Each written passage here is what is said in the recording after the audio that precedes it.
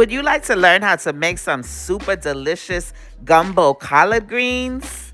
Just like this? You would? Good, because in this episode of the Lisa D's Delight Show, I'm going to show you how to do it. Lisa D Delight.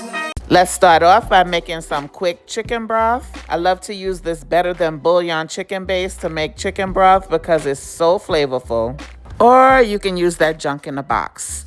I was just trying to help your palate. Now I'm going to score some smoked turkey wings. Any kind of smoked meat will do. The reason that I score them is it helps for the meat to fall off the bone more easily and also to release the flavor more quickly. Now in a pot on medium-high heat, I added the turkey wings as well as the chicken broth. Because the wings take longer to cook, we're going to give them a head start and let them cook for about an hour before we add them to the greens. In the meantime, let's season the shrimp.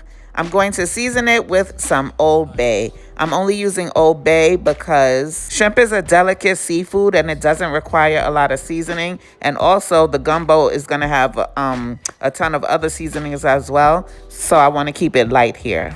So it's been about an hour and the smoked turkey wings are right where I need them to be. Kind of soft but not tender as yet.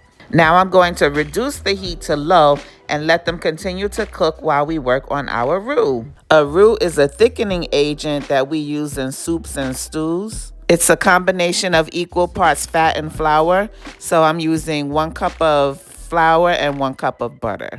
A roux has 4 stages: white, blonde, brown, and dark brown.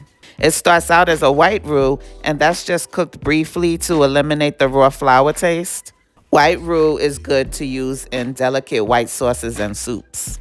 Continue to cook the roux for about another 4 to 6 minutes, and then it'll start to turn into a blonde roux. Blonde roux have a nuttier flavor, and they're good to use in gravies. The only tricky part about making roux is that you have to keep whisking. You cannot step away because it will easily burn. So my advice would be to pull up a stool to the stove and give them arms a good workout. The longer you cook a roux, the more flavor that you develop, but the less thickening power that it has. Like a white roux has the least flavor, but it has the strongest thickening power. As opposed to a dark brown roux, which is very flavorful, but it does not have as much thickening power. So I've been whisking for damn near 35 minutes, child. And I finally got to the brown roux, or the peanut butter roux that they like to call it. Brown roux are good in hearty gravies and brown sauces. Now it's been about 40 minutes and my arm muscles are brolic. Dark brown roux are used in a lot of Cajun and Creole dishes and gumbos. Now let's add some celery, some flat leaf Italian parsley, some onions, and some multicolored bell peppers. Give that a good stir, get everything nice and well combined. The fire is still on medium-low. After a few minutes, the veggies are now slightly soft and translucent. So now I'm going to move the veggies over to one side of the pot and add in my smoked sausage so that they can brown. I'm using a garlic-flavored smoked sausage, but any kind of sausage that you like will do. Once they're brown on one side, give them a flip so that the other side can brown. But also remember to continue to mix and stir the veggies. Once the sausage are nice and brown, then we want to mix everything all up together.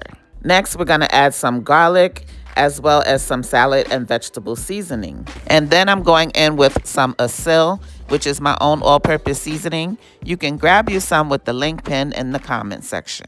If you don't have ASIL, you could just use some old regular schmegular seasoned salt, as well as some Cajun seasoning, and some chicken bouillon powder, and some complete seasoning. Don't forget the smoked paprika for color, and a little Italian seasoning. And put you on in 2 bay leaves. Then give everything a good mix. She ain't looking all that cute right now, but baby girl has so much potential. Oops, I forgot the cracked black pepper. Next, we're going in with all of the smoked turkey wings. And add the broth right on in as well. Add enough broth to just cover the turkey wings, but you're going to have to keep checking your liquid level and you may need to add more broth as you go. Now the star of the show has arrived. She's straight out of her salt water and vinegar bath. Be sure to thoroughly wash your collard greens because they are a very dirty plant. Then add a little ACV and a pinch of sugar. No, it won't be sweet. Shut your face. The sugar just balances everything out. And then I'm adding my secret ingredient, which is bacon grease. I put that crack on everything, but it's optional since you think you grown.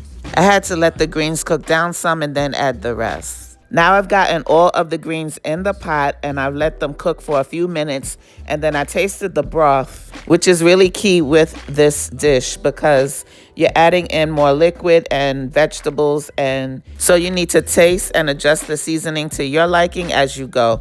The exact measurements and such will be in the description box below, but like I said, you need to taste and adjust. Me personally, I had to adjust my seasonings 3 times during making this dish. I added more ASIL, more complete seasoning, and chicken bouillon, and then it was perfect. Then I let the greens cook for about an hour and 45 minutes. Let it cook till you reach your desired consistency. Just be sure to check it occasionally, give it a stir, and watch your liquid levels. And then once the greens are completely done, the last thing that we have to add are the shrimp. Just put the shrimp on and get them submerged in the liquid, cover the pot, and continue to let them cook for about 5 minutes or until the shrimp are done.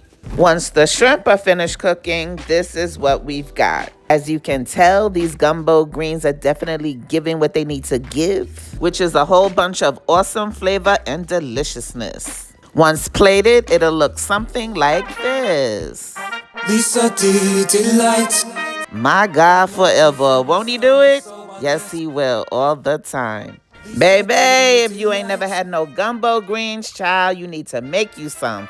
I never in a million years thought that I would like some shrimp up in my collard greens, baby, but let me tell you, they were good.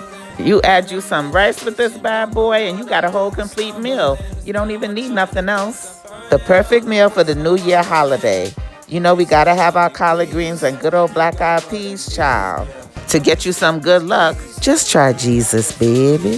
Anywho, I hope you enjoyed the recipe. After all, I was just trying to help your Palate. God bless you. Bye.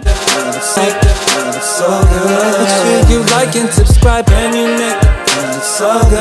Make sure you like and subscribe.